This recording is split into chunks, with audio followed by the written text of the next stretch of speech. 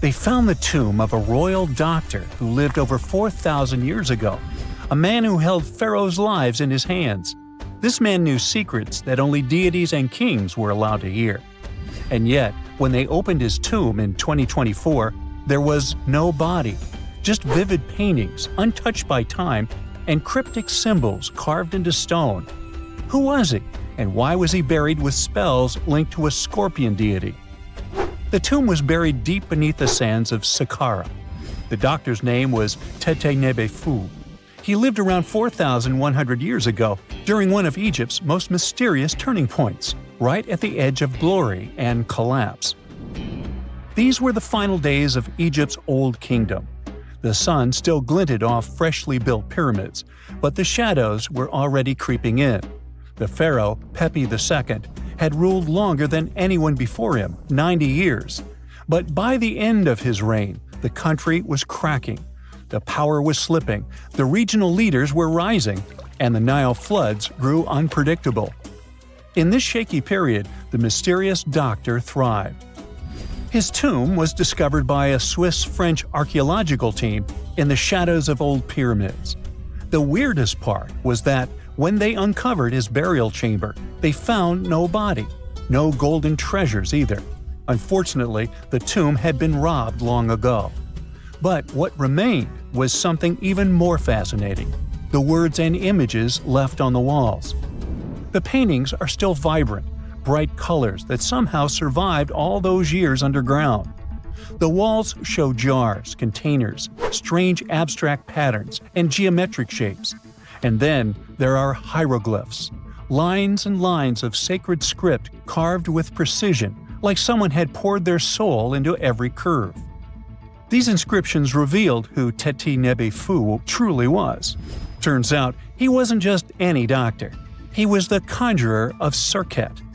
Now, Serket was the female deity of scorpions, sacred and terrifying.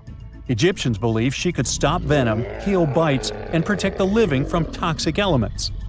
The title, Conjurer of Serket, meant Thutmose II was a specialist in treating dangerous stings and bites. And if he got an entire tomb for himself, he may have been Egypt's top expert in those things, a man who healed with both medicine and magic. But that wasn't all. He also held the title Director of Medicinal Plants, a title seen only once before in all of ancient Egypt. That means he knew the healing power of herbs, roots, and oils like no one else. Now, you might wonder, what plants in a huge land of sand? But in reality, ancient Egyptians used herbal medicine that would hold up in some labs today. They created pills, ointments, and inhalers. Most often they chose some active ingredient, a flavor to make it easier to take, and something to deliver it into the body. Sound familiar? And yeah, they didn't have many traditional plants, so some of these ingredients were bizarre by our standards, like using crocodile dung and acacia mixed with honey. They even had formulas for anti-wrinkle creams. And apparently, our mysterious healer was also chief dentist. This title is almost never seen in ancient records. Evidence of Egyptian dentists is incredibly rare. Turns out, our ancient genius didn't just fight stings and study plants. He was also trusted with teeth and jaws, which were actually a huge problem in ancient Egypt. These people may have built wonders, but their teeth paid the price. Ancient Egyptians constantly caught grains of sand in their mouths. They often ate grit-filled bread and raw vegetables, which wore down enamel and caused a horrible condition called attrition. This led to tons of problems, including tooth loss. They had to improvise back in the day. For example, crafting the world's oldest known toothpaste from crushed rock, mint, and pepper, which ironically only made things worse for the gums. Or a toothpaste from things like eggshells, pumice, and natron, a salty mineral used for cleaning. They were also inventing mouthwashes from celery, bran, and herbs to ease the problem. Some mummies were even found with crude metal braces and gold wires attaching missing teeth. Though we're not sure if these were for the living, or was it just a nice little addition added as an afterlife gift. So, Thutmose II specialized in all these fields. 3 rare titles for one man. Now, back in the day, he must have been admired as incredibly knowledgeable. In a world without modern science, he would have been like a sorcerer who knows how some leaf or bark could save a life. That's why archaeologists believe Thutmose II wasn't just any doctor. He was, most likely, the royal physician, the one who treated the pharaoh himself. We don't know for sure which king he served. Maybe it was Pepi II, and who knows, maybe that's why the guy lived so long. But if that was the case, Thutmose II may have lived through the final moments of the Old Kingdom, watching the Golden Age crumble from inside the palace walls. And then he was buried. The body was looted, or perhaps just lost to time. But the team says they're still studying the tomb, still uncovering the traces of this incredible man. Overall, ancient Egyptians were practicing medicine on a crazy advanced level. Some practices feel familiar even today. They had hospitals, specialists, surgeries, and many more things, even medical schools. Both men and women were allowed to be doctors. They healed with various methods and practiced surgery with actual tools, scalpels, forceps, even sutures. Some doctors treated only the eyes, others the teeth, the stomach, or even what they called the hidden diseases. They knew how to clean and dress wounds, could set broken bones using splints made of wood or reeds wrapped in linen, and even prevented infections. There were even proctologists. They also built the first prosthetics, like a wooden toe with leather straps that help people walk normally again. The oldest known prosthetic is 3,000 years old. Now, the most shocking part is how they actually even tried to remove tumors. A recent study looked at a 4,000 years old skull. It belonged to a man in his 30s. There were signs of past tumors, and around 3 of them, there were marks, surgical cuts made with a metal tool. That suggests someone attempted to remove or study them, maybe treatment, maybe an autopsy. There was another skull of a woman over 50 years old. It also showed similar signs, but with healed fractures from an earlier injury, which is amazing because her treatment might have actually been successful. Being a healer in this society meant something powerful. It meant being a priest, a scientist, and a magician all at once. To ancient Egyptians, medicine was a necessary art, and they treated it with as much reverence as they did their deities. That's because they believed that sickness could be both physical and spiritual. So a doctor could recite a spell while applying a salve, and a lot of their treatments worked. The reputation of doctors in ancient Egypt was so strong that leaders from other parts of the ancient world, like Persia, actually sought them out. Even Homer, the Greek poet, once said the Egyptians were the most skilled healers of all. Of course, their understanding of the human body wasn't perfect. For example, they thought the heart controlled thought and emotion. They also didn't know what the brain really did. But their approach, observe symptoms, diagnose, and treat, well, that's modern medicine. Sure, they prayed over the wound, but they also healed it, didn't they? Their most famous physician was Imhotep. That guy was a true polymath, an architect, priest, and a healer who became so revered he was later worshipped as a deity of medicine. Yep, a human who was so cool they turned him into a deity. He lived 2,000 years before Hippocrates, the so-called father of medicine. And yet, some people joke we should drop the Hippocratic Oath altogether and swear an Imhotepic oath instead. These people weren't just laying the foundations of pyramids. They were laying the foundations of healthcare. So looky here, scientists discovered ancient artifacts near King Tut's tomb. Turns out, his VIP final resting place looks more like a public graveyard with about a dozen wooden coffins that's been there for around 3,600 years. Okay, I might have exaggerated a tad. The 11 tombs weren't exactly right next to King Tut, but they were close, near the same city of Luxor. New findings in Egyptian tombs can help us piece together what life was like in ancient Egypt. And guess what? Ancient Egyptians seem to have been remarkably like us, modern humans. Say, the women have always loved jewelry, and archaeologists retrieved a beautifully made necklace with 30 amethyst beads and 2 agate beads, plus a hippo head amulet. Bet it was all the rage back then. Researchers also discovered 2 copper mirrors. One had a handle shaped like a lotus, and the other was decorated with Hathor, the ancient Egyptian deity of the sky, women, fertility, and love. These recent excavations near Tutankhamun's burial site led to another jaw-dropping revelation. For the first time in thousands of years, fragments of Queen Hatshepsut's Valley Temple were uncovered. This fearless woman was thought to be the second female pharaoh, who ruled with both courage and wisdom, leaving a legacy as solid as the stones themselves. Her temple, hidden for ages, opens a window into a time filled with power, intrigue, and spiritual devotion. Archaeologists found over 1,000 beautifully decorated stone blocks on the outskirts of Hatshepsut's funerary temple. There were very few women who managed to take the throne in ancient Egypt. Another tomb was found nearby, and it belonged to the overseer of Queen Teti Sheri's palace, whose name was Jehuti-Mez. Queen Hatshepsut seems to have even more tombs, aces up her sleeve. These tombs were carved into the rock instead of being built as pyramids, showing a unique ancient perspective on how to protect the soul in the afterlife. Experts managed to retrieve some cool ancient pieces from the site. Toys made of clay, mummy masks, winged scarabs, and some amulets.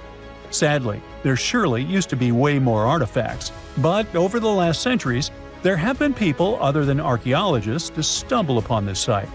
It's likely that looters got to these tombs before them and may have taken some valuable items. But they did leave behind some cool stuff for the researchers, like pottery used for offerings of bread and meat, along with archers' bows that connect the tomb's owners to the Egyptian military. Meanwhile, soul protection is way more important than you might think, especially if you're roaming around Luxor looking for ancient secrets. You aren't scared of King Tut's curse, are you? Let me tell you what happened to those who weren't scared, but promise me to take it with a dash of salt, okay? For years, Egyptologists, especially those who believed in paranormal activity, were convinced that there was an unsettling curse surrounding Tutankhamun's archaeological discoveries. This belief stemmed from the mysterious and untimely demise of several excavators who discovered the tomb in 1922 with no logical explanation for why they passed away. It was just easier to chalk it up to something supernatural and avoid the whole mess. But it turns out it wasn't a curse at all. It was likely the radiation that caused those excavators to perish. Now, you might wonder where the radiation came from. After all, while radioactivity was discovered in the 19th century, ancient Egyptians, despite their impressive pyramids, didn't have any radium lying around to make Tut's tomb glow like crazy. So, what could be the real story? It might have been toxic waste behind it all. Toxic levels of radiation from uranium and hazardous waste have been lurking inside the tomb since it was sealed over 3,000 years ago. The burial chamber of Tutankhamun's tomb reportedly has such high radiation levels that anyone who steps inside could easily end up with a fatal dose of radiation sickness or an incurable condition. By the way, you can have a somewhat similar level of radioactivity if you don't get rid of those moldy dinner leftovers you left to perish in your fridge a month ago. But this radioactivity isn't exclusive to Tutankhamun's tomb. Ancient Egyptian artifacts discovery is rewarding yet dangerous due to unusually high radiation levels in Old Kingdom tombs all over Egypt. Geiger counters have detected radiation at 2 sites near the Giza pyramids, and radon, a radioactive gas, has been found in several underground tombs in Saqqara. Interestingly, experts believe that the builders of these ancient tombs were aware of the toxins, as some eerie warnings were carved into the walls of many tombs. One inscription ominously declared, "They that break this tomb shall meet their end by a malady that no doctor can diagnose." Other ominous phrases like "forbidden," "due to evil spirits," only added to the fear that supernatural curses haunted these ancient sites. Ominous signs have stunned archaeologists since forever, but the fear grew even stronger a century ago with the mysterious passing of Lord Carnarvon, who funded King Tut's excavation in 1922 and reportedly explored the treasure-filled rooms, along with several others who entered the tomb. Arthur Weigall, another British Egyptologist, who was present at the tomb's opening and is credited with starting the curse myth, passed away young when he was just in his 50s in 1934. Chances are the condition that made him pass was connected to radiation. In total, 6 out of the 26 people who were there when the tomb was opened met their end within a decade from various causes. Not only X-ray exposure, those reasons include asphyxia, stroke, heart failure, pneumonia, and even poisoning. Well, isn't this getting a little grim? There was one guy who opened the tomb and somehow managed to avoid the infamous curse, Howard Carter, or so it seemed. Some folks pointed to his survival as proof that the curse wasn't real. After digging up the tomb, Carter published several books on the topic and shifted gears from archaeology to dealing in antiquities for various museums. Despite dodging demise or injury, rumors swirled about how the curse may have impacted him in other ways. One of the big stories linked him to Lord Carnarvon's daughter, Evelyn. Some said he was madly in love with her, but she married someone else, so he chose to stay single. Others claimed they had an affair while she was in Egypt, which ended when her father passed away and she left the country for good. However, there wasn't much evidence to support these stories. Evelyn was just 6 when they met, and they remained friends until his last breath. She was even one of the few attendees at his funeral, but denied any romantic involvement, saying they weren't that close. A year after the revolutionary discovery near King Tut's tomb, Evelyn married politician Sir Brograve Beauchamp and had a daughter. That same year, Beauchamp toured the tomb with his parents, guided by Carter himself. Carter never married and, aside from those posthumous rumors about Evelyn, had no other romantic connections. While the curse adds an intriguing twist to his life story, his tendency to keep relationships at arm's length was evident long before the tomb was opened. It seemed Carter just wasn't a people person. In 1939, after battling a serious illness, he ultimately succumbed to fate. He was 64, which was a pretty common life expectancy in the UK back then, so no one really thought it was off and linked it to an ancient curse. When he passed, it turned out he had several artifacts from Tutankhamun's tomb in his London apartment, which were eventually sent back to Egypt, marking what some viewed as the curse's end. Who knows? Maybe if he hadn't had all those ancient souvenirs at his place, he would have lived way longer. But all the other demises might seem off. The curse theory was likely fueled by some strange events during the excavation. Carnarvon got a mosquito bite that became severely infected, and around the time they opened the tomb, Cairo experienced a bizarre power outage and a freak sandstorm. Back in England, the Earl's dog, Susie, managed to escape from Carnarvon's house and began barking frantically at seemingly nothing. At least that's what the staff and family saw. Strangely enough, at the very moment her owner's heart stopped, Susie started howling and fell down without showing any signs of life. Maybe radiation didn't play a crucial role after all, and those were indeed ancient artifacts from King Tut's tomb that made them all perish. Spooky, huh? Imagine you were chosen to answer one of history's most important questions. What was the first civilization on Earth? The job description is simple, yet the task is extremely challenging. You need to unearth the proof of the world's first official civilization. Was it the Sumerians in Old Mesopotamia? Or was it the ancient Egyptians spread out along the Nile River? Not to make you nervous or anything, but history is quite literally in your hands. Good luck! Since you can't turn back the clock and visit Old Mesopotamia to get the answers to your questions, you'll need to research museum databases in order to get some clues. First things first, we need a definition of what is considered a civilization. It's not just thousands of people grouped together and living harmoniously.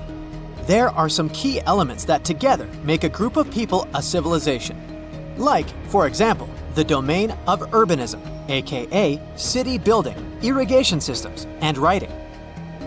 You decide to begin your search by diving deep into the history of the Sumerians, which today hold the position of the world's first civilization. Now, imagine being the first of your kind. This means having no external examples. Rather, it means starting from scratch. First thing you'll need, a piece of land.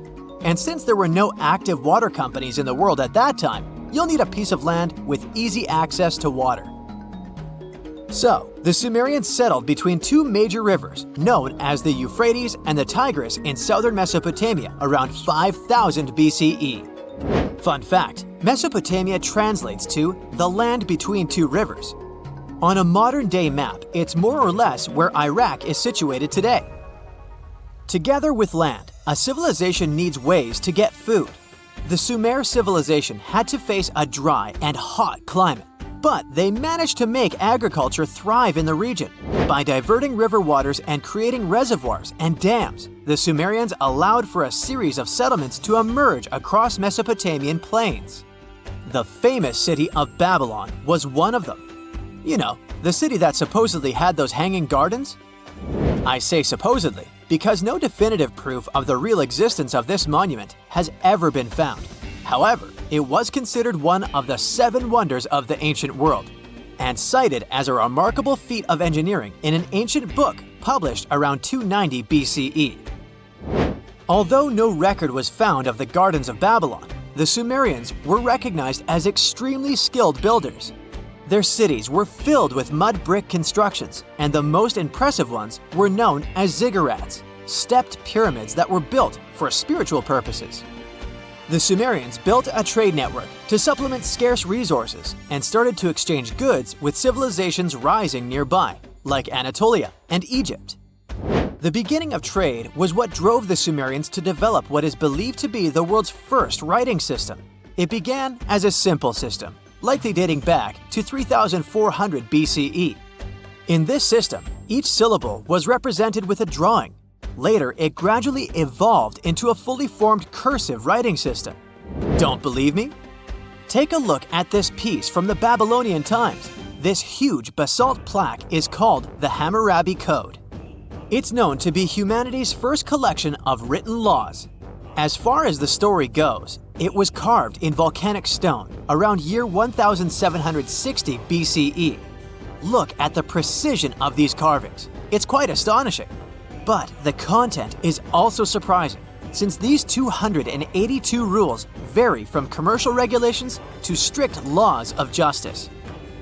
The thing is, historians don't have a consensus on whether the Sumerians were really the first ones to invent writing. Some think it might have been old Egyptians. Let's pause here. Ancient Egyptian settlements are believed to have started around the year 5500 BCE, which is earlier than the Sumer civilization. But remember I said a civilization needed a few things before it was considered as such. Ancient Egypt consisted of several smaller city-states, such as Memphis, Abydos, and Thebes, spreading out along the Nile River. It wasn't until 3000 BCE that Egypt was unified under one kingdom and lasted as an empire until nearly 1000 BCE. Although there is no consensus on this, some Egypt experts believed that it could have been Sumerian immigrants that founded early Egyptian settlements.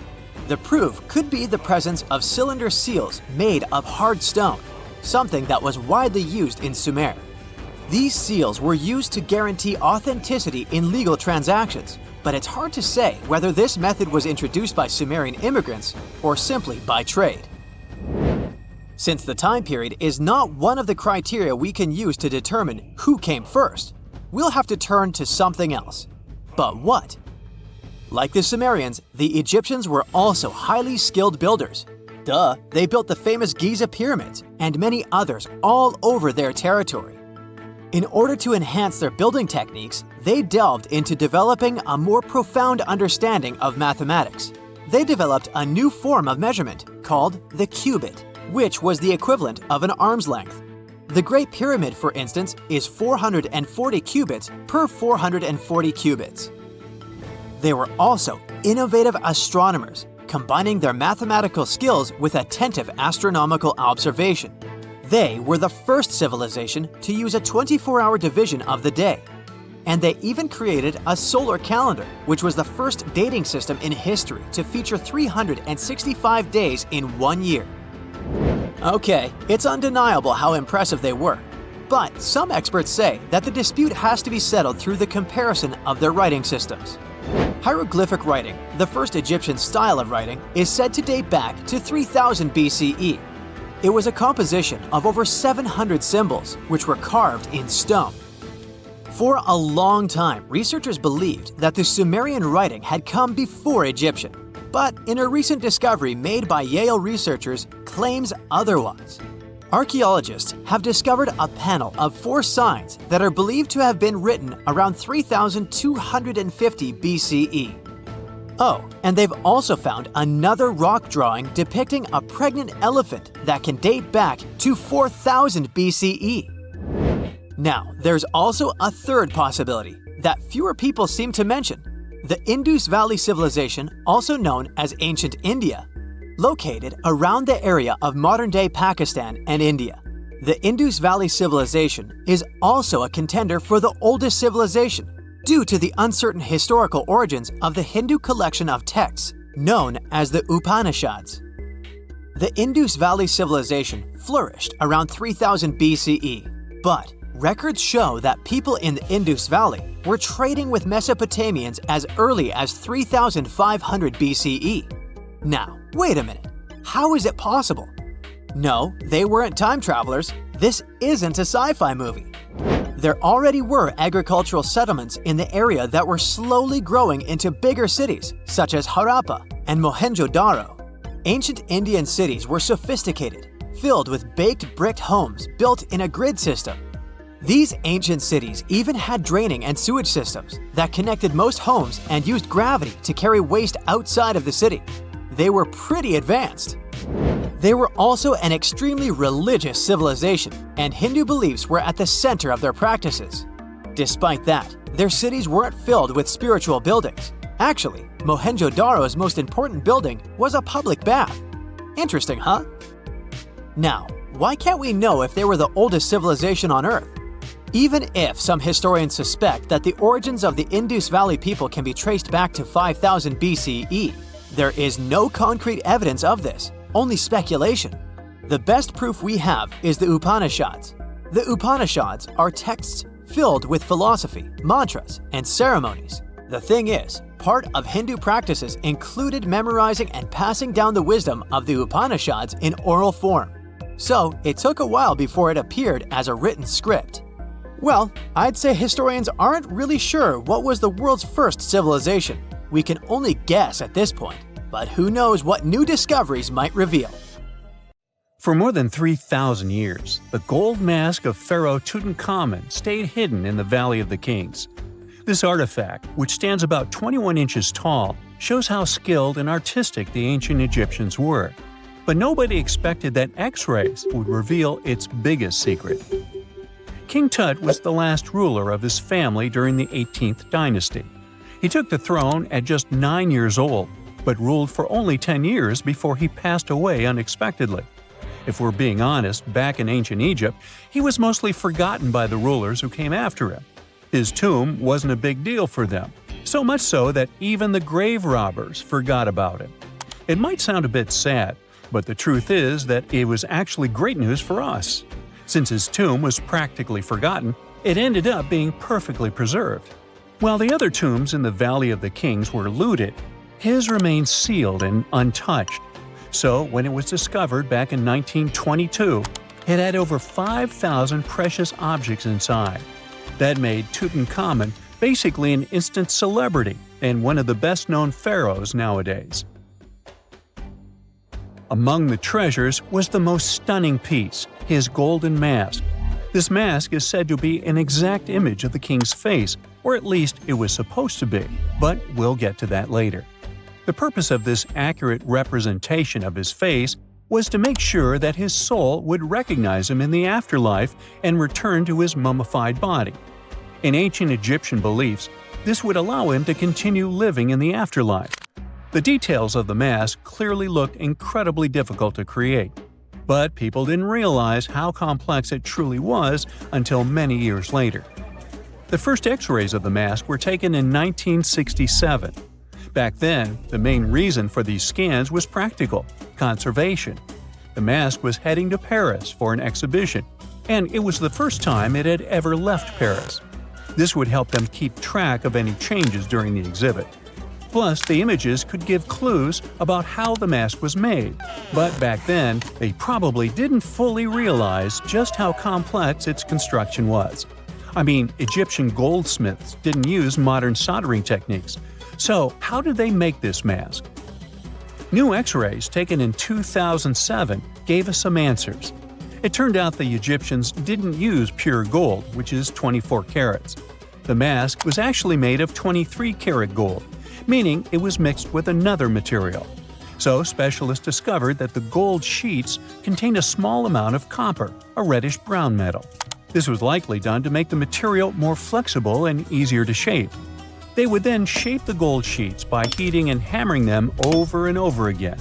But there was one more secret inside the mask that wasn't discovered until 2015. The year before, the staff at Cairo's Egyptian Museum were working on the mask display when the long beard of the mask accidentally got knocked off. Another theory is that the beard had become loose over time and just fell off. Either way, the fact that King Tut's beard came off caused a lot of stress. After all, we're talking about one of Cairo's biggest tourist attractions, so the experts had to fix the problem quickly. The restoration process started with a detailed recording of the mask's condition. To do this, they had to take a full three-dimensional scan of the artifact. And, by accident, they found something very interesting in the mask. Inside the royal beard, there is a gold tube, an intriguing structure that the Egyptians likely used to attach the beard to the rest of the mask. And that proved, once again, that the process of making this mask was even more complex than experts thought. But the mysteries don't stop there. Remember how we mentioned that the mask was thought to perfectly represent King Tutankhamun's face? Well, that might not be entirely true. Some popular theories suggest the mask was never meant for him and was actually made for someone else. A study published in 2015 suggested the mask was originally made for a female pharaoh, his supposed stepmother, the famous and beautiful Egyptian queen Nefertiti. The biggest clue comes from an inscription on the mask. At first glance, it seemed to belong to Tutankhamun. But after a close examination, researchers noted that something else was actually written underneath King Tut's name. The royal name stamp seems to have been altered, and originally it had something written on it that translates to Queen Nefertiti. There is another feature of King Tut's golden mask that was overlooked for years, which adds even more mystery. As we mentioned earlier, experts believe he wasn't respected much by the pharaohs who came after him. And one of the clues that made archaeologists think this is the pierced ears on the mask. Some researchers believe that King Tutankhamun wouldn't have worn earrings after he was a kid. So, according to their theory, by the time he passed away at 18, he shouldn't have been represented with pierced ears. This could also support the idea that the mask originally belonged to Nefertiti, or maybe to someone who wasn't even connected to King Tut. But the mask isn't the only source of mystery. In fact, his whole tomb is full of puzzles. Recently, historians found a sign that the place where King Tut was supposed to be buried was changed at the last minute. For years, experts wonder why a pharaoh who ruled for 9 years ended up in such a simple tomb. When compared to the grandeur of other pharaohs' tombs, his tomb seemed, well, a bit plain. The idea that a king like Tutankhamun would have such an unremarkable resting place just doesn't match up with the power and importance he must have had in ancient Egypt. So, what happened? Well, apparently, this might have something to do with his successor, Pharaoh I. After King Tutankhamun passed away, researchers believe that I made sure to erase him from Egypt's history. So, one theory suggests that he was probably behind the quick decision to place King Tut's body in a smaller, less impressive tomb. When experts looked at I's own tomb, they found something interesting. There is a large wall covered in painted baboons. This is the same type of artwork found in Tutankhamun's tomb. It seems like the same person might have chosen the artwork for both tombs. Now, the design and decoration of the two tombs are almost identical, suggesting there was a shared hand behind both. But there is one key difference. I's tomb is fit for a king. It's much bigger and more impressive, even though the style and artwork are similar to what you see in Tutankhamun's tomb. So the theory suggests that I decided what went into both tombs. Since Tut passed away unexpectedly at a young age, his grand tomb wasn't finished in time. Normally, pharaohs start building their tombs while they're still alive to make sure everything is perfect. But Tut passed away when he was just 18, so there wasn't enough time. I may have taken advantage of the situation, ordering a smaller tomb for Tut and keeping a larger one for himself. Experts believe this theory explains why Tutankhamun's tomb is so simple and how I managed to wipe his memory from history so easily. But in the end, the story of King Tut's mask and tomb is full of mystery and intrigue. Each new discovery sheds more light on what really happened all those years ago. But one thing is for sure, the secrets of ancient Egypt still have much to reveal, and King Tutankhamun will continue to fascinate people for years to come. Miles and miles of yellow sand, treeless mountain ridges, and scorching hot sun over your head. And suddenly, something you'd never expect to come across in a barren desert. A small group of overexcited people. They're as happy as you would be if you'd won a lottery. They've just found an ancient tomb, once flooded with its walls in bad shape. But the stuff they discovered inside proves that this is the burial site of one of Egypt's most mysterious pharaohs. Historians have been hunting for his tomb for years, but no one expected it to hide ancient treasures. Fast forward. After careful examination of the site, Egyptian officials have announced the discovery of the tomb of King Thutmos II. It's the last missing tomb from Egypt's 18th dynasty. And this is also the first royal tomb found since King Tutankhamun's was discovered in 1922, in more than 100 years. A team of Egyptian and British archaeologists found the tomb in the Theban Mountains area, west of Luxor, near the famous Valley of the Kings. Before this, the site was only known as Tomb C4, but during their excavation, the team found clear evidence proving it belonged to King Thutmos II. Archaeologists actually found the entrance and main tunnel leading to the tomb in 2022. But at first, they thought it belonged to a queen because it was near the graves of Thutmos III's wives. It was also close to Queen Hatshepsut's tomb. Originally, it was prepared for her when she was just a royal wife, but everything changed when she became pharaoh. But we'll talk about this twist of fate a little later. But soon they realized that their discovery was much more significant. They found alabaster jars with Thutmos II's name and the words "deceased king" written on them. That's when they realized that the tomb was actually his final resting place. Sadly, Thutmos II's tomb has seen better days. According to the head of Egypt's antiquities sector and the leader of the Egyptian excavation team, the tomb suffered major damage from ancient floods not long after the pharaoh's death. Water swept through the burial chamber, likely destroying or displacing many of the original artifacts. Much of what had been once inside the tomb was moved elsewhere in an attempt to salvage it. The researchers found out that the tomb had a basic design, with an entrance, a sloping main corridor, and a burial chamber. The corridor was coated in white plaster and rose about 4.5 feet above the floor of the burial chamber. A large staircase and a very large descending corridor of the tomb indicated its grandeur. It took the team a long time to navigate through, though, as the tomb was blocked by flood debris and collapsed ceilings. Only after crawling through a 32-foot passageway with a small 16-inch gap at the top, the worst nightmare for those of us with claustrophobia, were they able to reach the burial chamber. There, they were in for another surprise. They cleared the debris, expecting to find the crushed remains of a burial beneath. But the tomb turned out to be completely empty, and it was not due to robbery. It had been deliberately emptied. The researchers soon realized that the tomb had been flooded since it had been built underneath a waterfall. It happened just a few years after the king's burial, so the contents of the tomb were moved to another location. That's why there was a second corridor in the tomb. It was most likely made to help remove King Thutmos II's body from his flooded tomb. Despite the damage, the excavation team made some really exciting discoveries.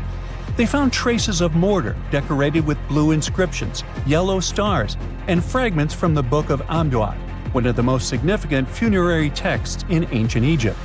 The book was meant to guide the deceased through the underworld, ensuring a safe journey to the afterlife.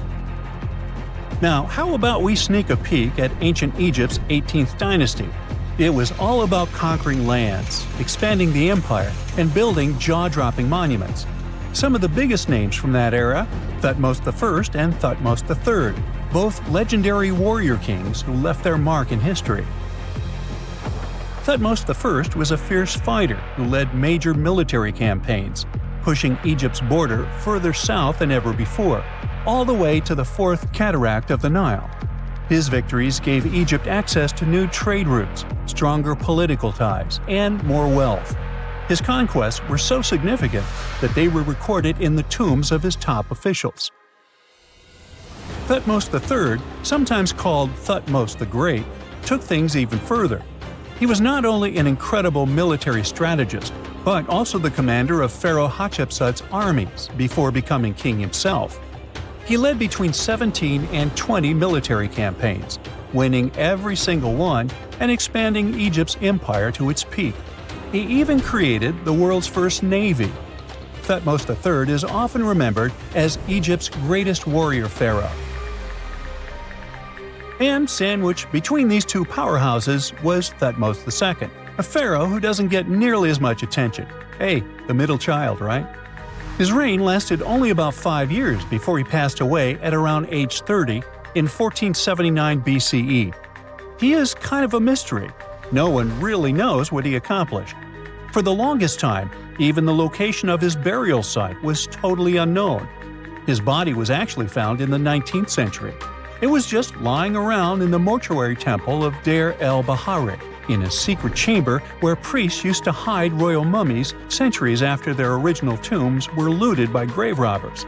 In other words, Thutmos II's body must have been moved from his original resting place at some point in history to protect it. During his lifetime, Thutmos II made at least one major impact on Egyptian history. He married his half-sister Hatshepsut. That might not sound like a big deal, but it helped her become Egypt's greatest female pharaoh after he passed. The catch? She kept her stepson, Thutmos III, off the throne for decades. When he finally took power, he erased her name from history out of spite. And still, Hatshepsut is one of Egypt's greatest pharaohs, no matter if you're talking about a man or a woman. She brought a lot of wealth and art to Egypt. She led a big trading trip to a place called Punt, where she brought back things like gold, ebony, and incense. She also made sure her name lasted by building amazing structures that we can still see today. At Karnak, she added huge obelisks. One of them is still standing tall. She also was the one to build the Temple of Deir el-Bahari with its countless columns. She was buried there. Interestingly, Hatshepsut was often shown in art as a man, with muscles and a beard, like how pharaohs were usually depicted. But she made sure there was always something in the artwork that reminded people she was a woman, like calling herself Daughter of Re, or His Majesty herself. When she passed away in 1458 BCE, Egypt wouldn't have a female ruler as powerful as her until Cleopatra, about 1400 years later. According to Egypt's Supreme Council of Antiquities Secretary General, isn't that a mouthful? Hatshepsut's name actually appears in Thutmos II's tomb, meaning she might have even handled his burial. As for their final resting places, well, Hatshepsut was buried in the Valley of the Kings, and Thutmos II's mummy is now in the National Museum of Egyptian Civilization, alongside other ancient Egyptian rulers. It gives visitors a rare chance to see the remains of a nearly forgotten pharaoh. Now, experts consider the discovery of his tomb to be one of the most significant in recent years. The artifacts found there add important details to our understanding of the history of the region and Thutmos II's rule. And even though the tomb's design is fairly simple and follows the same architectural style preferred by later Egyptian rulers, its historical importance is undeniable. In any case, the mission isn't over yet. Archaeologists are now focusing on solving another mystery. Where did the rest of the tomb's contents end up? The team is determined to continue their search. Who knows what other secrets they will uncover that have remained hidden beneath the sands for thousands of years. This is not a dune set. This is a very real desert in Niger. Jado was probably built by the nomadic Sao people and is filled with ksars, which are fortified houses made of salt and clay, with giant walls and secret passages. Located deep in the desert, it was once a vital stop for trans-Saharan caravans, but is now a hotspot for smugglers and bandits. The site has been off-limits since 2002 due to its dangers. The origin of the ksars remain a mystery. No archaeological studies have been conducted, leaving many questions unanswered. Even today, shifting sands reveal and conceal parts of these ancient ruins, fueling local speculation about what might still be hidden beneath the desert. Speaking of connective tunnels, scientists were blown away by the discovery of lava tubes in Saudi Arabia. These underground passages form when molten lava cools down. Researchers believe that ancient nomadic groups may have utilized these tunnels to survive the super harsh desert climates. While excavating the tunnels, archaeologists uncovered artifacts, rock art, and skeletal remains. The art and animal bones show that the people who used the tunnels were probably sheep and goat herders. They're still piecing together whether these groups lived in the tunnels for extended periods or just used them as temporary shelters. The Great Pyramid of Giza has been standing for thousands of years, but it's still hiding secrets. Using special scanning technology, scientists found two hidden structures under an ancient burial ground. The first is a shallow L-shaped structure, and below it is a much larger space that could be a final resting place or a chamber. The smaller structure was filled with sand on purpose, while the deeper one might be an empty chamber. Experts believe the two are connected, possibly as an entrance leading to a secret chamber. This is big news because it might give us some more insight into who built the pyramids and why. The world is full of ancient writing, but some messages refuse to give up their secrets, like the mystery of the Gobecletepe tablet. This unusual stone, pulled from a lake in Georgia, is covered in symbols no one can read. Even with modern technology, experts are completely stumped.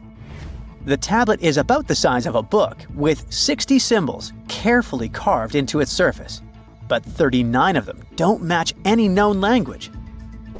Some resemble scripts from ancient civilizations in the Middle East, India, and Egypt, but none are an exact match. To make things even trickier, part of the tablet is broken off, meaning a piece of the puzzle is missing forever.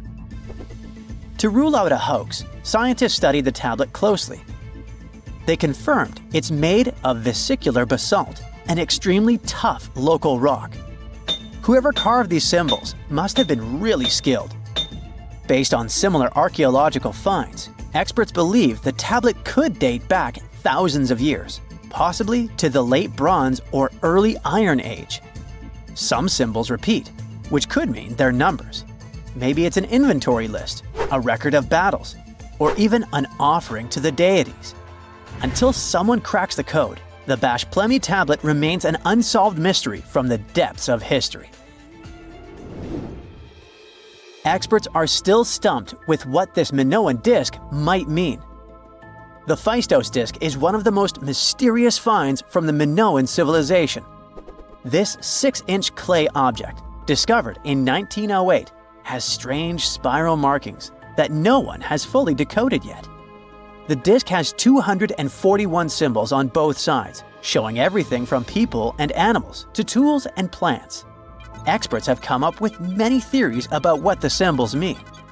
Some think it's an early form of Greek, Others suggest it's a prayer or a hymn. And some even believe it could be a letter from a king in Anatolia to a Greek ruler. Let's see who will be the first to figure this out. It's always a fun day at an archaeologist's office when they find something as big as a 2,000-year-old marble head.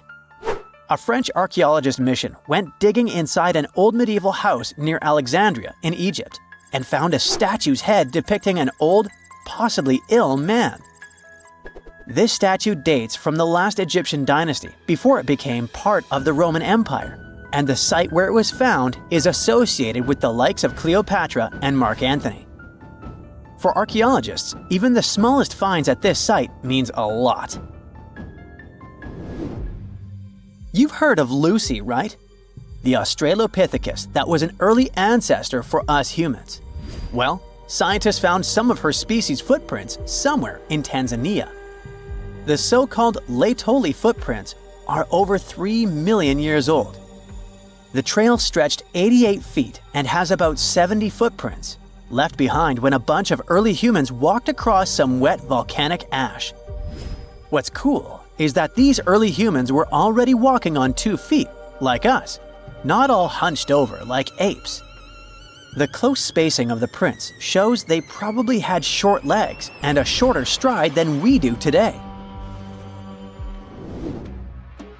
In an ancient Egyptian temple, archaeologists uncovered a shrine unlike any other, a place dedicated to falcons and 2 mysterious deities.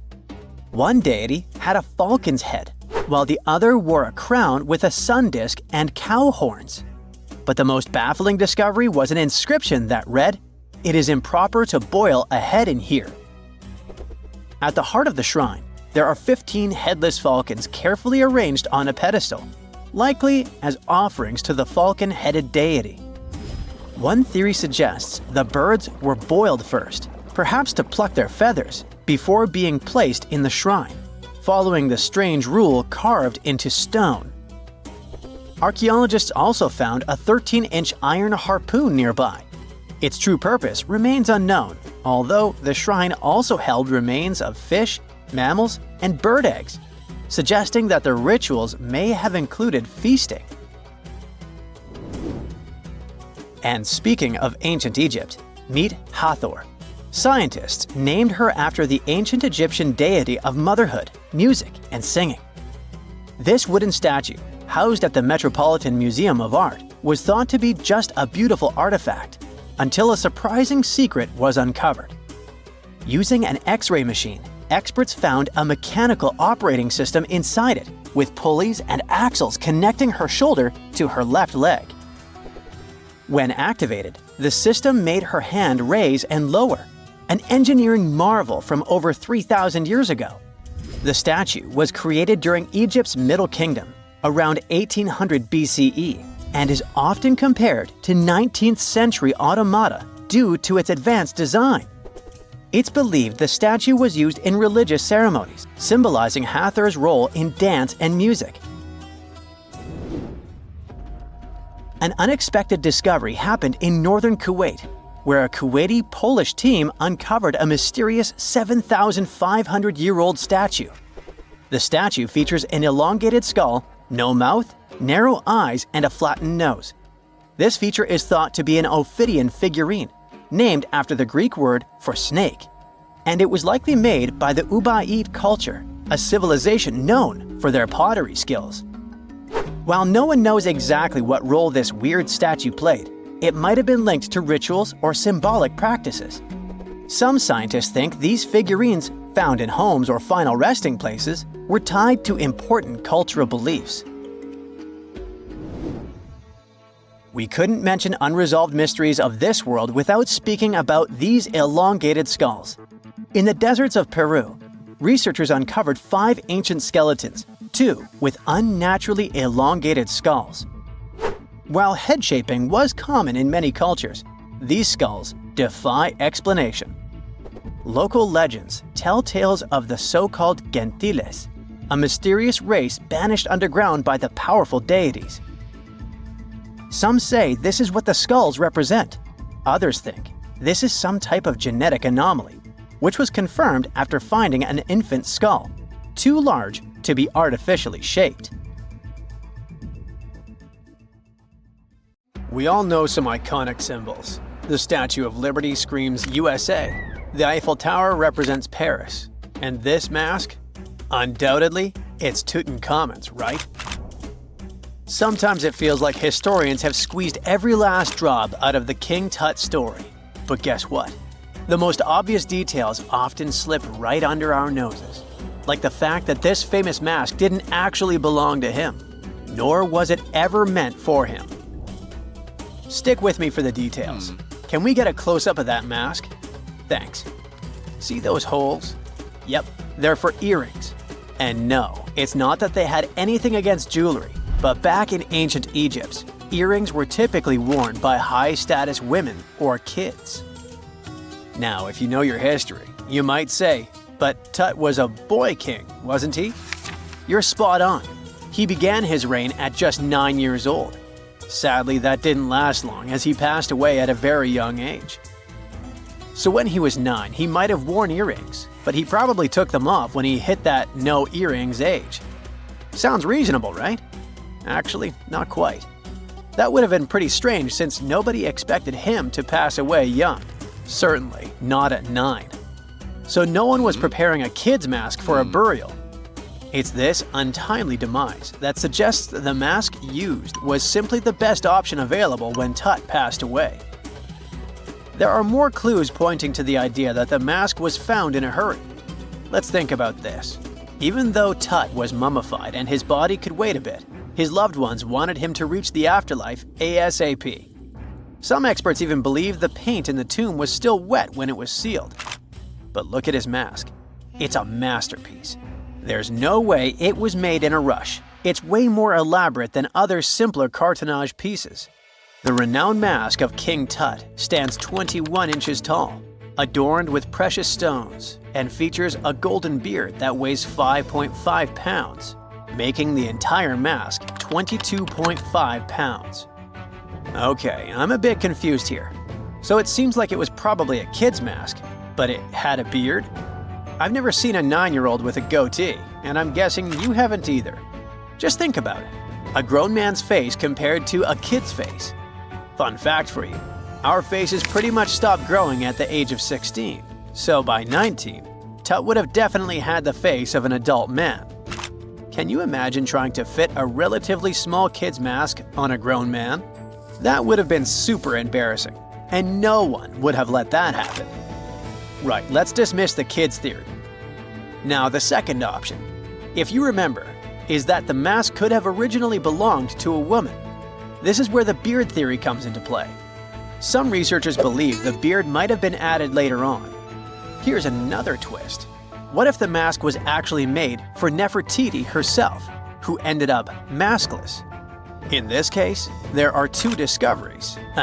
Two birds with one stone. For now, it sounds like a conspiracy theory, I know. But let's give it a shot and delve deeper into the details. So, Tut passed away in around 1323 BCE, probably due to malaria. He had other health issues too, like when he broke his leg, and records suggest he wasn't in the best shape. As for Nefertiti, we have no solid data about her demise. Plus, nobody knows exactly when or where she was buried. The supposed year when she passed away is around 1330 BCE, but she could have lived longer, and the mask was intended and prepared for her. Or maybe they just took her mask right from the burial chamber. After all, they were family. Well, sort of. She was said to be his stepmom, having been married to Akhenaten, who was likely Tut's father. But this is not 100% accurate. Some scientists doubt it. Ah, these ancient Egyptian families. It's hard to keep track of who's who. I know, you're not yet convinced that Tut wore a lady's mask. Let me share one more theory with you. Meet Howard Carter, the enthusiastic archaeologist who discovered Tutankhamun's tomb. It was located in the Valley of Kings outside Luxor, and, to everyone's surprise, was nearly intact. When he entered, he noticed something odd. This didn't feel like a pharaoh's burial chamber. It was classy and all, but it had a vibe that suggested it was made for a woman. Typically, Egyptian pharaohs had larger tombs that suited them better, and even more strangely, it was oriented to the right of the entrance. This didn't add up. That orientation was typical for female chambers, which Egyptian queens used. Another red flag was that the chamber appeared to have been built in stages, and all the artifacts, around 2,000 of them, seemed hastily placed there. Even more curious, they looked like they were meant for other royals. Carter discovered this burial site in 1922, but it remained a mystery as to why it was so bizarre. Almost a century later, Nicholas Reeves thought he may have solved the puzzle. He claimed that King Tut might not have been the original resident of the tomb. Instead, he suggested that the undisturbed resting place of the legendary Queen Nefertiti could be hidden behind the walls of the boy king's burial chamber. Nicholas studied high-resolution photos for months, meticulously examining every pixel. One day, he focused on detailed scans that revealed the texture of the tomb's walls beneath layers of paint. He spotted what he believed to be outlines of two doorways that had been blocked and plastered over to hide them from view. The more he looked, the more it seemed real. Could it be a tomb within a tomb? Nicholas theorized there was a hidden storeroom behind the western wall of King Tut's tomb, and his chamber might just be the outermost section of a larger corridor-style network of rooms. It all sounds fancy, but sorry to break it to you, Reeves' theory was debunked. To find out if he was onto something, experts had to use ground-penetrating radar to see the unseen. Reeves' idea was that if there were gaps, it could indicate the presence of additional rooms. And at first, in 2015, one expert even thought he had found a hidden room. But the glory didn't last for long. A year later, after double-checking, it turned out there were no hidden doorways. By the way, Nefertiti isn't the only legendary woman from Egypt whose burial site remains a captivating mystery. There's a cool legend about Cleopatra that you might enjoy. It's said that she once declared, "No man will ever find my tomb." Kind of fitting, right? After all, the person who's come closest to uncovering her final resting place is a woman. Fast forward a few millennia after she passed away, and while no man has located it, archaeologist Kathleen Martinez believes she might have cracked the code. She's been on the quest for Cleopatra VII's tomb for nearly 20 years, and recently discovered a bust that she thinks represents the famous queen. However, not everyone is on board with her claim. Some experts argue that the bust doesn't resemble Cleopatra at all. Alongside this intriguing marble statue, Martinez's team also unearthed 337 coins, some of which, less controversially, feature Cleopatra's likeness. But the real part is that it's still not officially confirmed. There's no doubt about the existence of the small bust. It's carved from white marble, fits in one hand, and shows a woman wearing a royal crown, according to a translated statement from the Egyptian Ministry of Tourism and Antiquities. The big question, though, is who it actually depicts. While Martinez insists this statue is a representation of Queen Cleopatra VII, many other archaeologists argue that the facial features don't match, suggesting it likely belongs to a princess instead. Sorry, I can't resist the temptation of breaking the magic for a moment. Some folks believe that the whole idea of "no man will find my tomb" is misunderstood. Even if she did say it, what she probably meant was "no living soul," and it wasn't about gender at all. It can as well be just a beautiful legend. Toodaloo! Have you heard of Gobecletepe? It's an ancient site in Turkey that literally made historians rewrite history books. Over 11,000 years ago, a group of prehistoric humans crafted an enigmatic masterpiece that's even older than Stonehenge.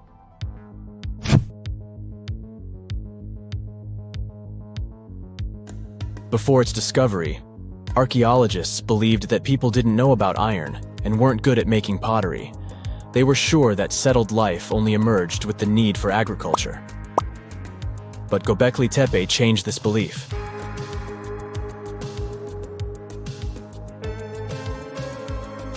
The place has revealed that it was the temple that paved the way for a settled life, not agriculture. Until this discovery, researchers believed that farming was the catalyst for sedentary living. Meet Professor Schmidt, the guy whose findings changed this theory. He managed to prove that hunter-gatherer communities laid the very foundations of this way of life.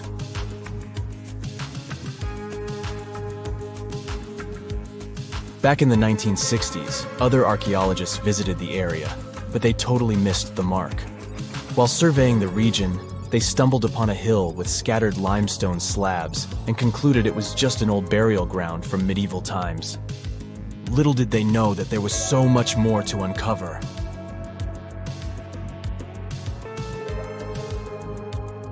In 1994, Schmidt embarked on his own survey of prehistoric sites in the area. Surprise! He instantly realized he had discovered something truly extraordinary. Unlike the nearby flat and barren plateaus, Gobecletepe had a gently rounded top, rising 50 feet above the surrounding landscape. Funny enough, the translation of this place's name is Potbelly Hill. Schmidt was sure only humans could have made something like this.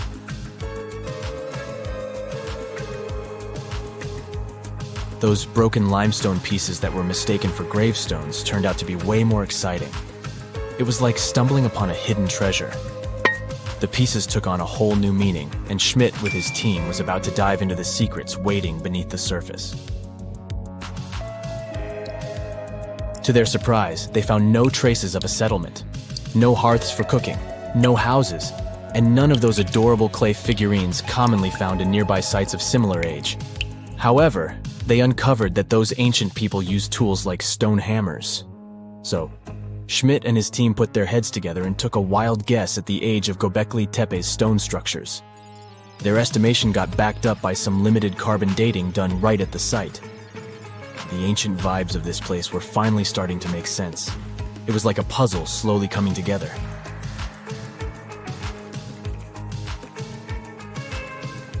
You may think that back then, people didn't have special tools to create something as cool as Gobekli-Tepe. Not true. Turns out, these prehistoric folks used flint tools instead of fancy metal chisels. They were also skilled at chipping away softer limestone and crafting pillars right on the spot. Afterward, they carried the pillars a short distance to the summit and placed them upright. Once the stone rings were complete, they covered them with layers of dirt. Over time, they added new rings, and voila! You've got a cool hill to impress people in the future.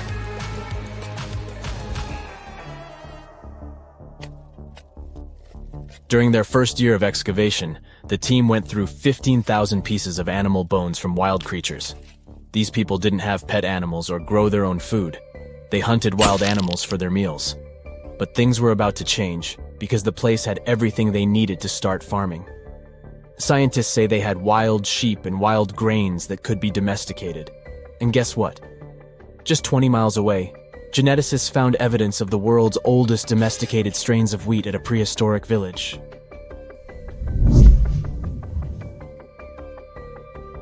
These amazing findings have completely changed how we view civilization. In the past, experts believed that people needed to learn how to farm and settle in one place before they could build temples and develop complex societies. But guess what? Schmidt's research flips that idea on its head. He claims that the incredible effort put into constructing these astonishing structures actually set the stage for the development of advanced societies. It means that societal and cultural changes happened before agriculture. Schmidt has this fascinating hypothesis about Gobekli-Tepe. He thinks it could have been a special burial site where people left their loved ones. And here's the twist. The burial site was adorned with fancy statues and symbols representing deities from the spiritual realm. The idea that Gobekli-Tepe could have served as a sacred place adds another layer of complexity to the whole story. While the site's true purpose may remain elusive, Schmidt's insights invite us to consider the profound interplay between life and the afterlife, and the deep reverence ancient hunter-gatherer societies may have had for their departed ancestors. Now let's talk about the stars of the show, the mesmerizing T-shaped columns that dominate Gobekli-Tepe. These mysterious structures range from 10 to 20 feet tall and most likely represent stylized human figures. But one figure stands out from the rest, the three-dimensional lion relief. This depiction really fires up our imagination. Why? Because it hints at the possibility that lions roamed Anatolia during the Neolithic period.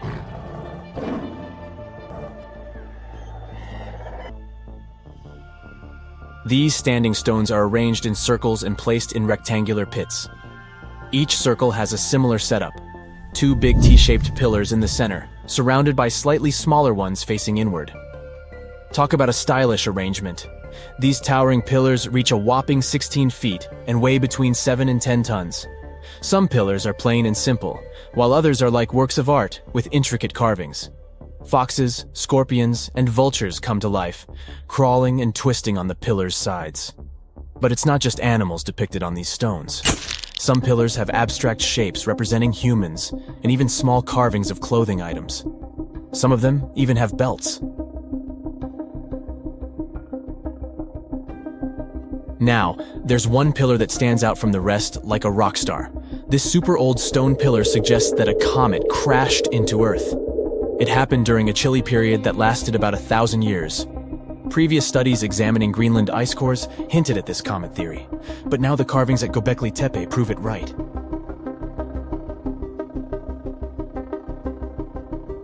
The carvings on the pillars are like a historical comic strip. They even show a headless human figure. Researchers fed the images into a computer and discovered their connections to constellations, indicating that this temple might have been an ancient observatory. It's like our ancestors were trying to document this cataclysmic event in their own unique way. Archaeologists have been excavating and researching Gobecletepe since the mid-1990s, peeling back layers of history and providing us with a deeper understanding of the intricate relationship between various elements. They have no plans to stop the whole process for another 150 years. Who knows what else they'll find? You see, Gobekli Tepe has been labeled purely as a ritual site with no signs of domestic activities. We were led to believe that the absence of water meant it couldn't support semi-sedentary communities. But scientists believe it's time to shake things up and approach Gobekli Tepe with fresh eyes. It's time to question what we believed before and use new evidence and different ways of thinking. Like, there might have been a group of people living in the area who didn't stay in one place all the time. They moved around a bit but still had their own civilization, living in the area semi-sedentarily. Gobekli Tepe is not just home to a single temple, but an astounding collection of over 20 ancient structures. As archaeologists delve into the depths of this wonder, they are unraveling its unique layout, featuring two prominent focal points at the heart of each establishment, complemented by smaller structures and dividing walls. What's even crazier is that in this area, there are over 200 obelisks, which are narrow tapering monuments. Consider the Great Pyramids, one of the original 7 wonders of the world and the only one that still exists today. Did you know that the pyramids of Giza weren't the only pyramids out there? And they weren't even the first ones. First, there were the pretty good pyramids, but they didn't catch on. Nah, I made that up. Back to the story. In ancient Egypt, it was believed that kings were chosen by gods to serve on earth as their mediators. In the afterlife, they were expected to become gods themselves. The pyramid complex was built to make sure that the king had everything they might need in the afterlife. The complex included the pyramid, a palace, and temples. The tomb in the pyramid, where the king was buried, was filled with many things they might need, like furniture, food, and gold vessels. Actually, the first pyramid had been built 80 years before the first pyramid of Giza appeared. Overall, there were around 100 of them. Some weren't finished though, since the construction took a while and not every pharaoh lived long enough to see the end of the construction. And now let's talk about the construction itself. The biggest of the pyramids of Giza is as tall as a 40-story building. So how on earth did they manage to build a structure that massive 5,000 years ago, long before machines and other equipment appeared? Well, let's figure it out. So Pharaoh Khufu ascended the throne around 2575 BCE, and his architects started the construction of the oldest and biggest of the pyramids of Giza. He figured that over 2 million limestone blocks had to be used to build the pyramid, each weighing around 2.5 tons, around the weight of a rhino. The architect wanted to finish the construction in 20 years.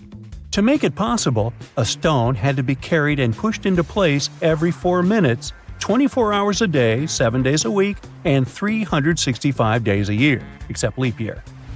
So obviously, a lot of workers were needed to make it happen. Many believe that it was enslaved people who worked at the pyramid's construction site, but that's not true. Workers came from all over Egypt to contribute to the project. All in all, around 25,000 of them. The Egyptians were doing all kinds of work, starting with manual labor and crafting tools to administrative work. They all worked around 10 hours a day. They were housed and well-fed, and they were overall living a more comfortable life than an average Egyptian could afford at that time. Supposedly, the builders lived in a nearby temporary city and were a highly organized community with a strong leader. The pyramids seemed to be designed to align with the points on a compass, and their sides symbolized the rays of the sun. But back at that time, there were no compasses. Ancient Egyptians figured out the directions themselves and with amazing precision. To align the pyramids, they used 2 constellations. The construction site was arranged on the west bank of the Nile River. This also had a symbolic meaning. Just like the sun sets in the west, life sets in the west as well. The second pyramid of Giza was for Khufu's son, Pharaoh Khafre. It's a bit smaller, but this one has the famous noseless statue of the Sphinx. Of course, originally it had a nose. I would tell you what happened to it, but it's still a mystery, and no one knows for sure. Sphinxes have the body of a lion and the head of a human. They were considered guardians of important areas. This famous Sphinx, also pronounced Sphinx, has the head of Pharaoh Khafre and is guarding his pyramid, facing the sunrise. The Sphinx is one of the biggest and oldest statues in the world. Originally, it not only had a nose, but was also painted.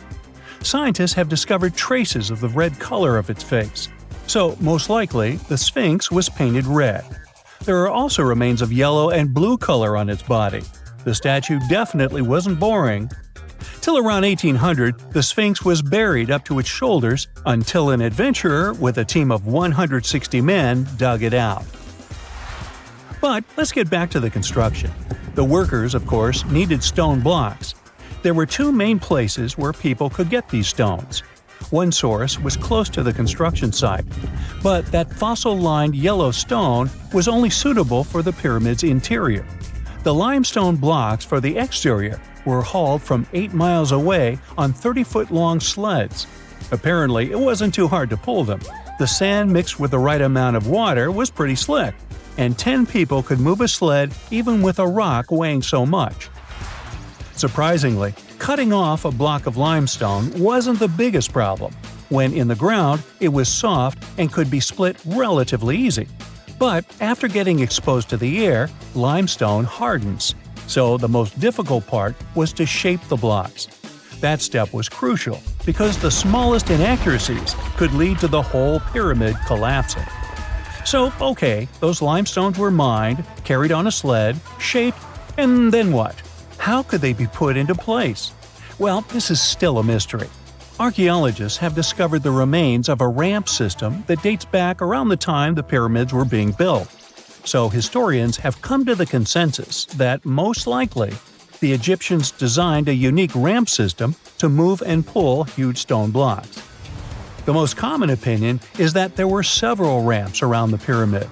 There probably was a central ramp with 2 staircases on each side of it built over the pyramid stones. The ramp was growing as the pyramid was getting higher. People might have been walking up the stairs, pulling up stones on wooden sleds. But this is just one of the options. Other experts say that the ramps were around the pyramid, and some say that the ramps were inside the pyramid. Maybe we will never know for sure, and it'll forever remain a mystery. The exterior limestone of the pyramid was polished with sand and stone until it gleamed. On top, there was a gold and silver capstone, which glimmered over Egypt like a second sun. So, that's how it was 5,000 years ago. Now, about the interior. Surprisingly, there's not much inside the pyramid. Most of it is just solid stone with very little open space. But let's take a quick look inside. From the entrance, there are two stairways, one going down and the other going up. They take us to the chambers. There are 3 of them inside. Now, why is that? Apparently, throughout the whole construction, a burial chamber had to be prepared at all times, just in case a pharaoh kicked the bucket before the construction ended. So, separate chambers were built one after another as the construction progressed. The last of them was the main one. It's called the King's Chamber. It's the one where Khufu was resting.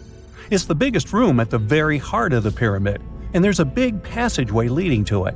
It was likely used as a kind of elevator to move granite up to build the interior.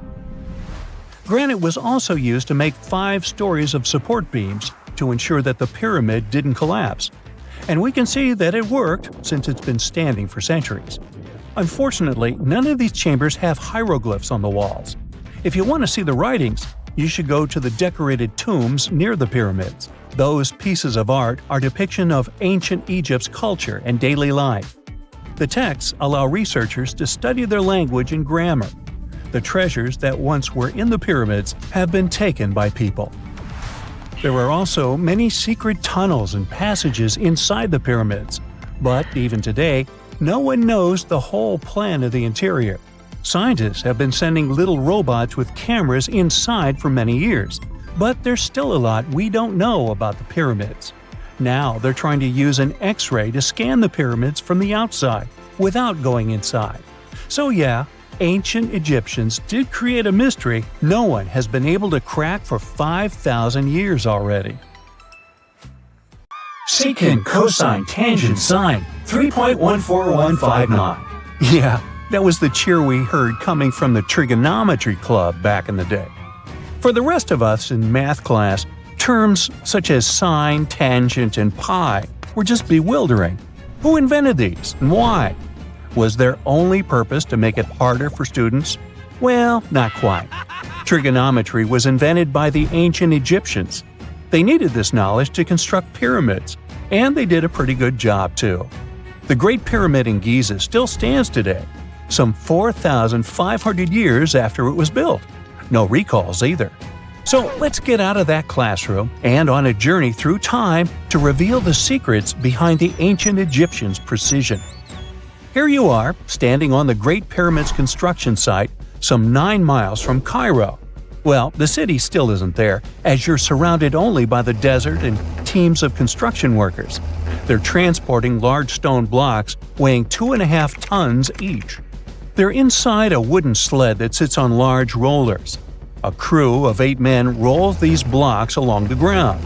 You immediately think of the rollers on a supermarket cash register. The principle is exactly the same, but the scale is greater, much greater. Scientists estimate that the Egyptians used 2.3 million such blocks in the Great Pyramid alone. And the block in front of you is one of the lighter ones. The heaviest of them weighed up to 15 tons. But where did all these blocks come from? Most of them originated from quarries around Giza. It's not that impressive, you think. But wait until you hear how ancient engineers transported the granite used in construction over 500 miles to the pyramid. There were no railways or highways back then, but the mighty Nile was always there. Researchers even believe that the Egyptians dug a canal to connect the Nile directly to the pyramid's construction site. All they had to do then was to wait for the flood season to begin, and voila! The rising water levels floated the heavy stone blocks for them. But how did they lift the enormous stones on dry land to stack them up to the top? Did they use oversized cranes? Well, ancient Egyptians worked around this problem, literally speaking. One of the workers is now pointing to the giant ramp going around the pyramid they're building. This is how a mountain road zigzags its way to the top. If the ramp went directly to the top of the pyramid, then workers couldn't pull the stone blocks along it. It would be too steep. Scientists have calculated that 8% could be the maximum incline. So ancient Egyptians just extended the ramp around the pyramid. Again, these are all theories, as the ramp could have been inside the pyramid, as some researchers suggest. The exact building method is still a mystery, guarded by the Sphinx. That's its real name, right? Wrong. as the Great Sphinx is just the statue's alias. You know, the name writers take when they want to hide their true identity, or a singer's stage name. The Sphinx's real name, translated from Egyptian, means Horus in the horizon. That was the name for the Egyptian deity of the sky. The trail of mystery doesn't end there. As a man walks past you with a bucket of paint, he's going to add a touch of color to the Great Sphinx. Researchers found specks of this red color next to its ear. That was some strong paint, as it survived for thousands of years. You are now standing straight in front of the Sphinx. You look up. It's very tall, right? 66 feet to be precise. Now resist the urge to take a selfie. You can do it. Now you notice something else. It looks like the Sphinx is in the center of a giant triangle in the back. That's one side of the Great Pyramid. And no, your eyes are not playing tricks on you. The Sphinx really does sit in the center of the pyramid's lateral face. Here's where math comes in handy. A pyramid has 4 sides, called lateral faces. There's also a 5th face, the base, but that's not visible. It's, wait for it, face down. The Sphinx has one last mystery to reveal: its age. Scientists agree that Pharaoh Khafre built the Sphinx. He ruled after his father, who had built a great pyramid nearby. So both structures were finished around the same time. Let's talk about numbers again. You've heard of Cleopatra, the Egyptian princess described as a woman of great beauty. Hello? She saw the pyramids, but she lived closer to the time of the first iPhone than the time of the people who built the pyramids. Fascinating, right? You can see thousands of people around you. They're working hard to build the pharaoh's tomb. But how many of them are there exactly? One Greek philosopher estimated there were as many as 100,000 workers. Seems like an okay number for such an enormous structure, but it can't be true. Science simply can't back up this number. Egyptologists put the total number of workers at 30,000. And yes, Indiana Jones was one of them, at least on the big screen, but he showed up late. Egyptologists know a lot about the pyramids, but not everything. Not because they don't want to, but because they haven't yet dug up enough evidence. They can only guess how the building process went.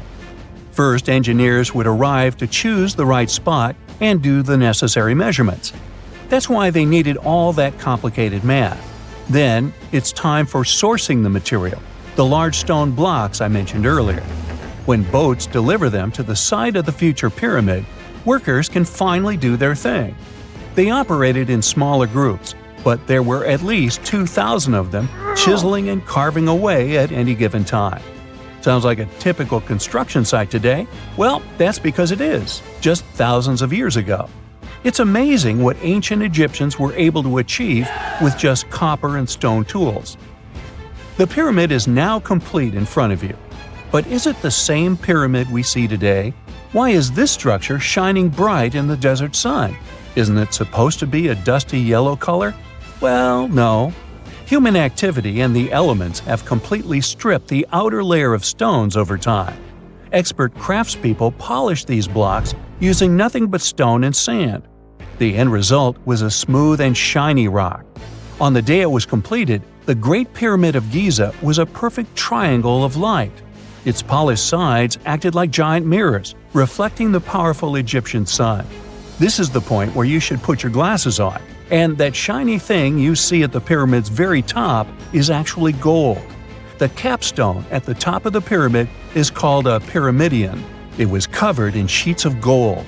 As you can guess, these were the first stones to disappear. Let's make another stop before we get you back to your classroom. We travel to the British Isles, and no, Stonehenge isn't our destination. It is Newgrange in County Meath. Scientists estimate that the ancient peoples of Ireland built this stone monument around the year 3200 BCE. This makes it older than both Stonehenge and the Great Pyramid in Giza.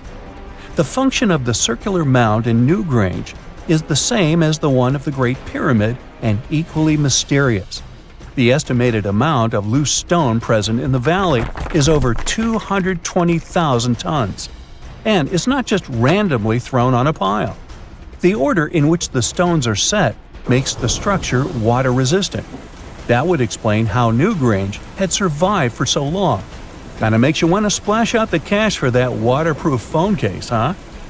Well, you're back in your school desk, but today's math lecture is the last thing on your mind. You're thinking about how great the Egyptian pyramids are, and if we have something similar today. It turns out modern engineers are just as impressed with the Great Pyramid as you are. There's a glass pyramid sitting in the main courtyard of the famous Louvre Museum in Paris. The panorama of San Francisco wouldn't be complete without the 48-story Transamerica Pyramid. But Las Vegas went the furthest. There we find the Luxor Hotel. It's so big that it's the third largest pyramid on the planet. And guess what's in front of it? Yup, a replica of the Sphinx. It's 110 feet tall, 2 stories higher than the one in Giza. Yeah, everything's bigger in Vegas.